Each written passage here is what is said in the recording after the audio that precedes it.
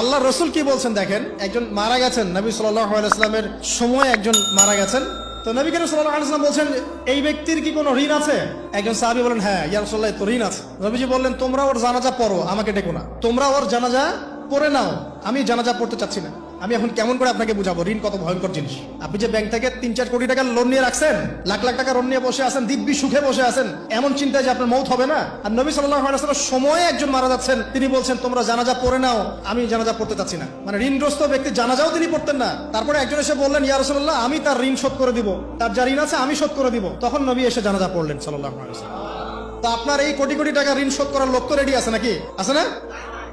সমস্যা নেই, আপনার জানাজা পড়া হবে, আপনার মিলাদও হবে, আপনার একটা বড়সড় দোয়াও হবে ইনশাআল্লাহ। কিন্তু আল্লাহ পাক বলেছেন, শহীদ আল্লাহর পথে যুদ্ধ করে শহীদ হয়েছে, এই ব্যক্তির আত্মাও ঝুলে থাকে যতক্ষণ পর্যন্ত না তার ঋণটা শোধ করা হয়।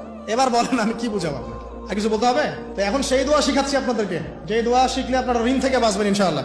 কত দিবেন বলেন? আচ্ছা, হ্যাঁ এই তো, শুকরিয়া। দোয়া করবেন যেন আল্লাহ পাকের দিনটাকে আল্লাহর জমিনে প্রতিষ্ঠা করতে পারি। আমার সাথে বলেন, দোয়াটা হচ্ছে, আল্লাহুম্মা ইকফিনি বিহালালিকা আন হারামিকা ওয়া আগনিনি বিফদলিকা আম্মান সিওয়াকা। এই দোয়াটা ছোট না? এটা মুখস্থ করবেন, সেজদায় পড়বেন, নামাজের সেজদায় পড়বেন, আত্তাহিয়াতু দরুদ শেষ তারপরে পড়বেন, নামাজ শেষে হাত তুলে করবেন, যখন তখন শেষ রাতটা করবেন। ইনশাআল্লাহ দেখবেন আপনার ঋণ বলতে কিছু থাকবে না ইনশাআল্লাহ। যদি থাকেও, বড় কোনো ঋণ থাকেও, আল্লাহ পাক অন্য কোনো মাধ্যমে এটা শোধ করার ব্যবস্থা করে দিবেন ইনশাআল্লাহ। ইনশাআল্লাহ আপনার তাকদিরে যদি লেখা থাকে যে আপনি 100 একর জমির ধান খাবেন তারপর মরবেন, আছে না লেখা?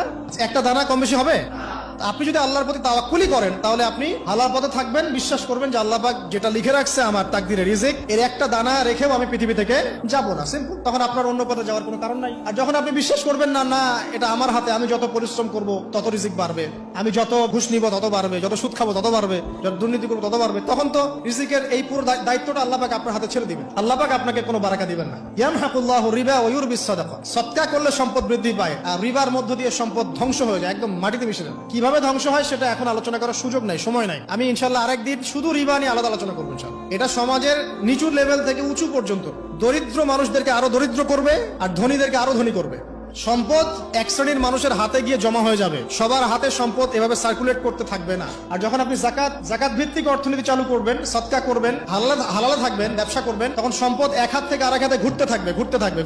এটা এমনি বুঝবেন না, ইনশাআল্লাহ আরেকদিন বুঝাবো। আসেন, যে দারিদ্রতা দূর করতে চান, সচ্ছলতা চান, কয়েকটা কাজ করেন। এই যে বললাম, 1 নাম্বার সূরাতুল ওয়াকিয়া তেলাওয়াত করেন, 5 ওয়াক্ত নামাজ জামাতে পড়েন, ডেইলি কিছু সময়ের জন্য কোরআন তেলাওয়াত করেন, আর আল্লাহর কাছে রিজিক চান, জিকির বেশি বাড়ায় দেন। পারবেন না ইনশাআল্লাহ?